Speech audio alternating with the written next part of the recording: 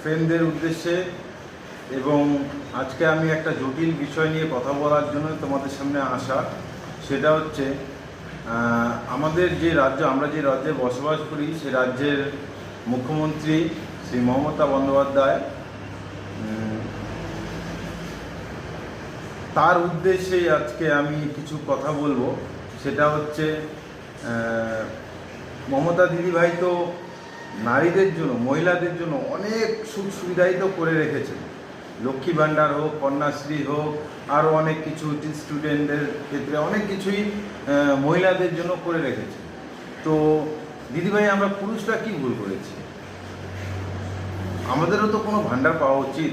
যেহেতু তারা পাচ্ছে, আমরাও তো ভোটার, আমরা পুরুষরাও তো অনেক খাটাখাটি পরিশ্রম করি আপনাদের জন্য।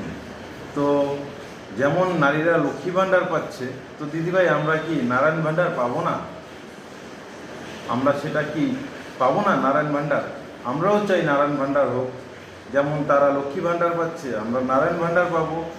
তো এই আশা নিয়ে, শুধু আমার এই আশা নয়, আমাদের রাজ্যের সমস্ত পুরুষদের এই আশাটা রয়েছে যে মহিলারা যখন এত সুযোগ সুবিধা পাচ্ছে, তো আমরা কেন পাবো না?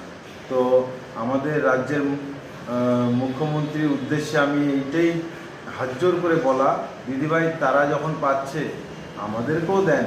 তারা যখন লক্ষ্মী ভাণ্ডার পাচ্ছে, আমাদেরকে একটা নারায়ণ ভাণ্ডারের ছোট্ট ব্যবস্থা করে দিন। তো দিদিভাই, এটুকুই বক্তব্য ছিল। তো কোনো যদি ভুল বলে থাকি দিদিভাই, তো মাফ করবেন। কিন্তু এটা আমাদের রাজ্যের সম্পূর্ণ পুরুষদের মনের একটা বার্তা আপনার কাছে আমি তুলে ধরলাম, যে তারা যদি লক্ষ্মী ভাণ্ডার পাচ্ছে, তো আমরাও নারায়ণ ভাণ্ডার আশা করতে পারি। তাই না দিদিভাই?